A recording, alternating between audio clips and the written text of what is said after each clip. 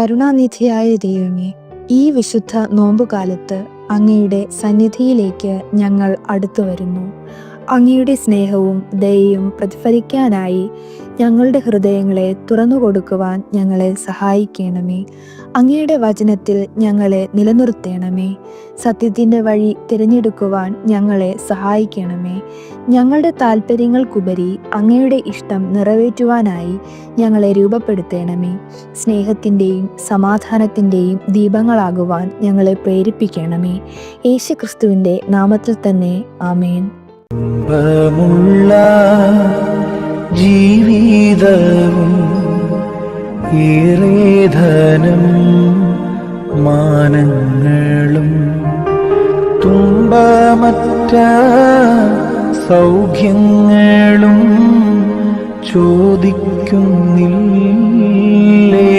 അടിയ നിന്റെ ഹിതം പോലെ എന്നെ നിത്യം നടത്തിയിടണമേ.